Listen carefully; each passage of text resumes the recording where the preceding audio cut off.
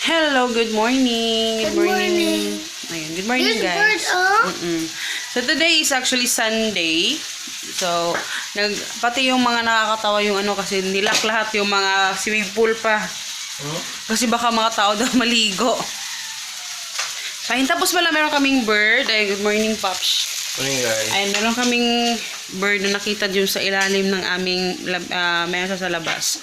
Hindi siya makalipad. Buti na lang. Alam, mayroon po din kayo. Hindi mo pinalabas si Chuchay kanina. Kasi malamang kinain na ito ni Chuchay. So, ayan, hindi siya makalipad. Ayan siya, guys. So, ito din yung bird na, ano siya nga, langgam ba? Ito yung, ano? Miami. Ha? Miami. Maya? Oh. Maya. Di ba ni Maya? Maya. Maya-maya, ayun. Ito yung typical na ano, para siyang giniginaw. Hindi ko alam bakit siya hindi makalipad. So, niligyan ni Papa ng tubig, bigas. Ako man! Ay, ikaw naglagay? Ay, sorry. Credit to Hagrid. Kontra. Oh. So, ganyan lang siya. Kaon. Hindi kasi siya makalipad. Kanina kinuha ni Papa para ipalipad. Hindi siya makalipad. Wawa naman. Di siya kakaon.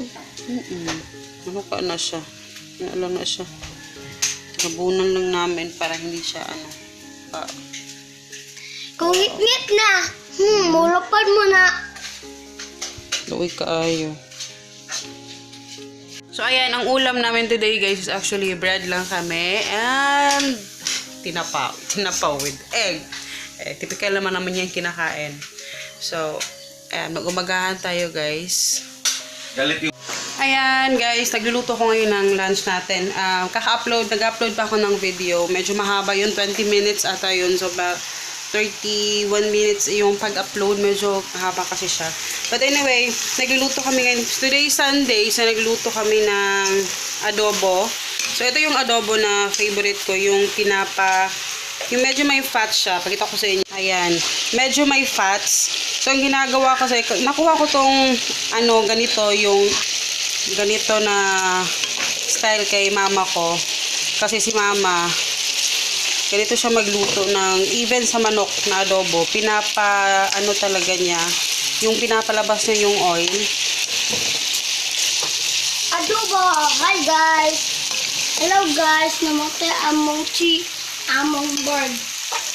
Yung bird na pinakita ko sa inyo pala kanina, namatay talaga siya.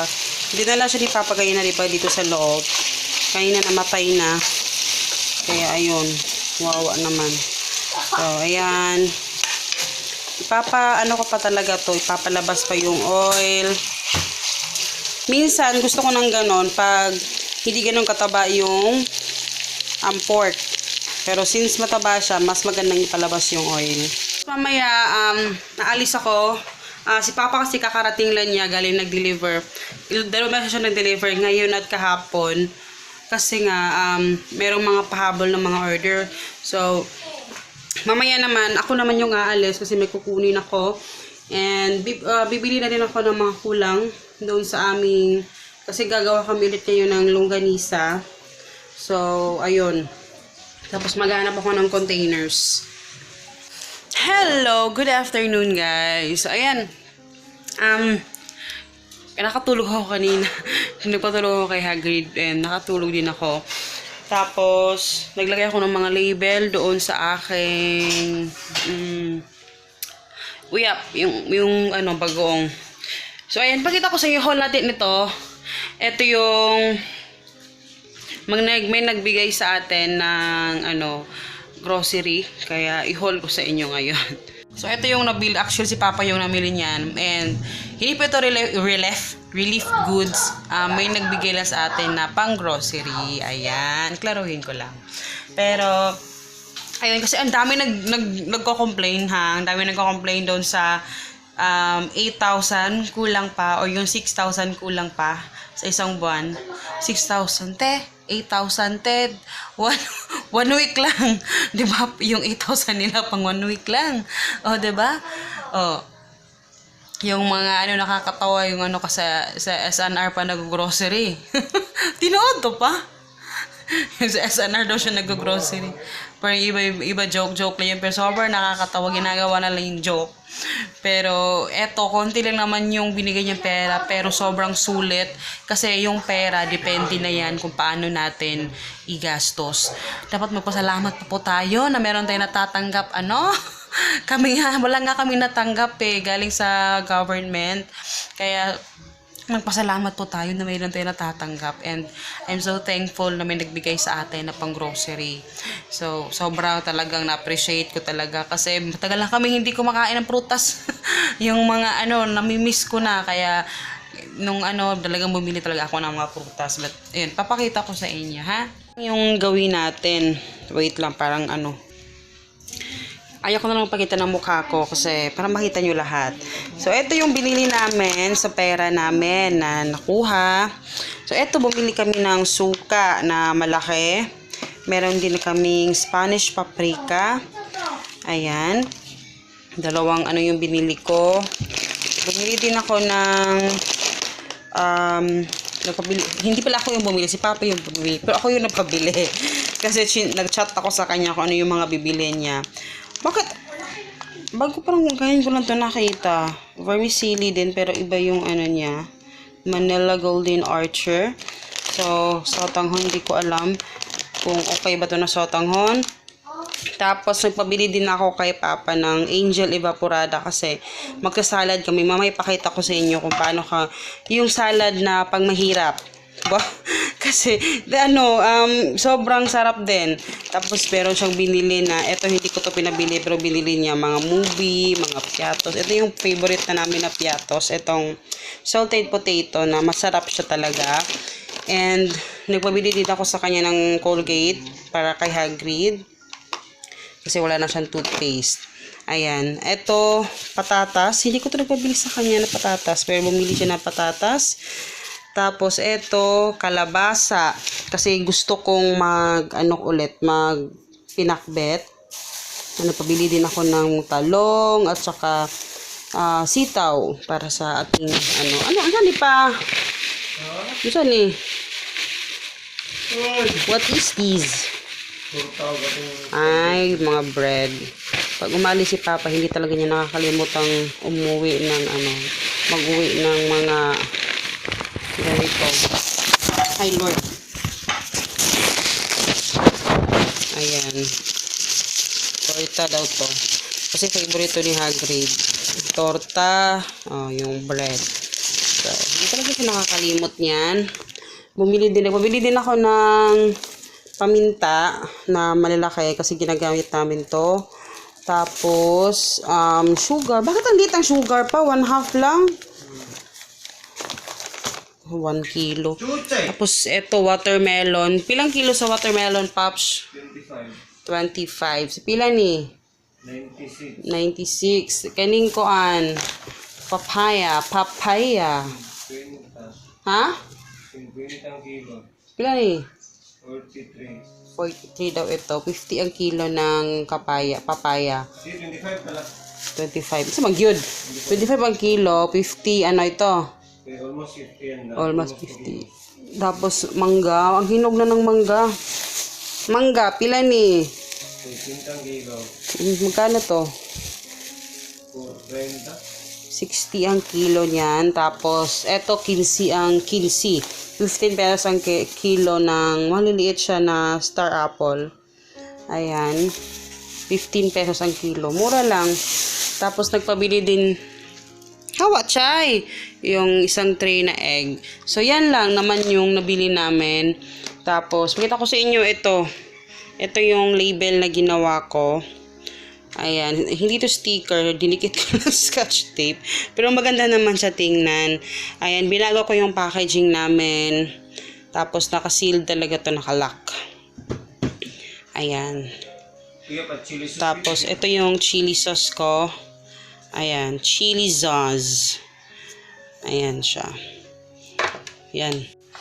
So, hindi ko naman inubos yung pera. Payo pa 1 pa, be? Ay, pala yung gamay pa ang electric fan. Baka utingog sa kamera. hindi ko naman inubos yung pera. Talagang tinirhan ko talaga kasi para naman meron kaming magasto sa mga susunod na mga weeks or mga araw, 'di ba? So, ayun. So, sobrang thank you sa nagbigay. Ayaw niya magpakilala pero sobrang salamat sa grocery po na binigay ninyo sa akin. And doon sa mga nagre-reklamo sobrang gross yung 8,000 1 week lang or yung 6,000 1 week lang. Diyos ko Lord. Buti nga't kitain yung 6,000 sa isang buong week. Ang laki na nung 6,000 na. And yun lang naman. Pakita ko sa inyo mamaya yung kung paano namin gawin. Kasi ito na idea na to, usually meron talaga tong saging. Yung saging na green yung ang tawag doon? Yung green na saging, hindi lakatan. Ano tawagan na pa? Pan? Yung sa dol, gani. Ano siya? Dul. Dul. Ano sa gana? Saging. Yung saging na green, yung lagi kong bibili yung pinakamura na saging, yun. Kasi dati yung mother-in-law ko, doon sa, nakatira pa kami sa bahay nila, saging lang, doon ko lang nakita, saging lang at saka avocado.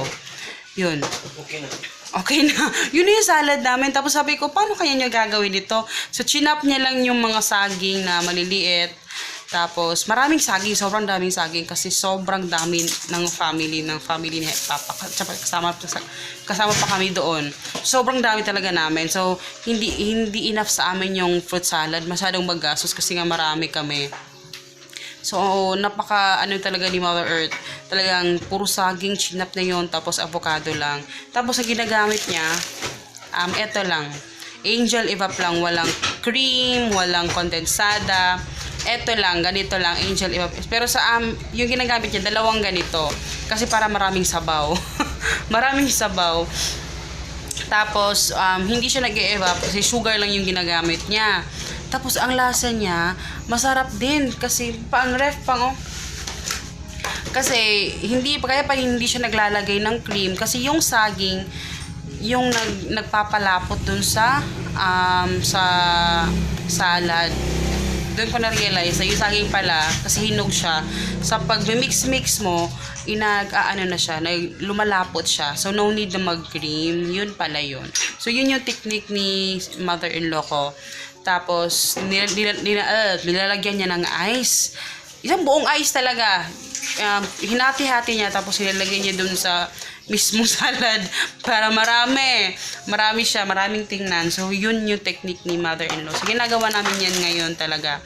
And masarap kasi talaga siya. Kaya lang wala kaming saging kasi sabi ni Papa, wala ni saging pa. Wala Try siya ko sa labas ngayon. Try mo sa labas. Kasi masarap talaga pag may saging. Kasi yung saging talaga yung pinaka-hari doon sa salad na yun. So, yun talaga yung legit na fruit salad. Kasi puro fruit lang eh. So, ayun, hinahati na ni Papa, ha? 2 days yun. 2 days. 2 days. Akala mo talaga, napaka-plain lang nung pero masarap. So, ayun, i-update ko kayo mamaya. Sana hindi ako makalimutan mag-vlog. Tapos, yun. Guys, meron lang akong gustong itanong. Ito kasi sabi, diba, star apple ito. Ang tanong ko lang, dati ko pang tanong yan eh. Hindi naman siya star. Hindi din siya apple. Bakit siya naging star apple? Pag binubuksan ko naman siya, hindi naman siya korting star. Baka mag-google natin, no? Bakit siya naging star apple? Pero, ayan siya. Maliit siya, pero matamis. Matamis siya in fairness. Ayan, itsura niya. Hindi naman siya star. Hindi din siya apple. Harap siya. Dati, kinukuha lang namin dun to sa, sa tambagan, sa lola ko. Pero mga ganito, sobrang dami ang lalaki. Kinukuha lang to dun. Nahuhulog nga lang to dun eh. Dito, ang liliit. Ayan, 3 yung naubos ko. Ang sarap. Sobrang tamis. Ang sarap.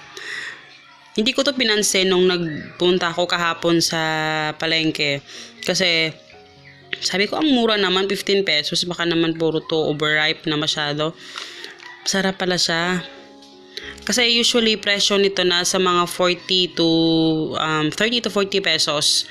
Pero dahil ngayon, wala na nga masyadong bumibili, kaya masyadong mura na. Kasi na-overripe na pag, hindi na, agad nabibili ng tao. Ayan, wala talagang saging. Kaya, ang gagawin na lang natin, kung ano yung meron, yun na lang yung ating gagawing fruit salad. Importante fruit. Fruit talaga. I-chop na pa. Hawa, chay! Oh, chay. So, naubos talaga yung, yung star apple. Kulang pa. Kasi nagustuhan din ni Hagrid. Kaya, ayan. Tapos, ito yung fruits. In-slice na ni Papa. Tapos, yung sobra, yun yung gagawin nating fruit salad. So, yung natin kasi walang saging. So, ito na lang. Tapos, ito. Yan lang. So, hindi ko alam kung paano lalapot ito. Dahil wala talaga saging. Wala kaming makitang saging. Watermelon lang po. At saka mangga. Pero sobrang tamis. Kasi ito, overripe na tong mangga eh. Ayan, tapos patamis din yung watermelon. Sayang, yung papaya, hindi natin pwedeng malagay. Kasi medyo hilaw pa. Hindi siya hilaw, nakakain na. Pero matigas pa, hindi siya talagang hinog. Pero, ayan, hindi naman kami maselan eh. Basta mayroon lang mga fruits. Ganyan kami guys.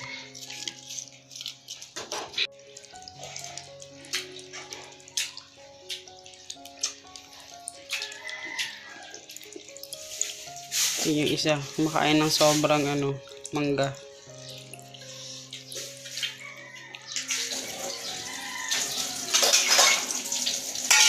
Dahil lahat kita, may pasobrang isa. Kuan? Ibisco? Rebisco? So, yan mo.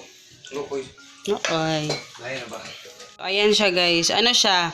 Konting sugar lang, white sugar, yung nilagay ko. Yun lang. Kasi yung gatas naman na evap, hindi naman talaga siya medyo matamis naman yung evap. So, okay na sa amin ito. So, ganyan lang kasimple yung aming fruit salad. Kung ano yung available, yan lang pwede na. Tapos, sugar lang. Mahal, medyo pricey din ha. Medyo magastos. Kaya hindi kami masyado nagsasalad pag medyo mahal yung mga prutas. Pag kasi pricey din yung cream at saka yung condense. Yung evap, yung ganito, 24 pesos lang. 'Di ba? So, ganyan na siya kadami. Isang gatas pa lang yan. Tapos, konting sugar, yun na. Okay na. Pero pag may saging ito, mas matamis pa, mas masarap pa, mas malapot. I-refrigerate lang natin to. Ayan.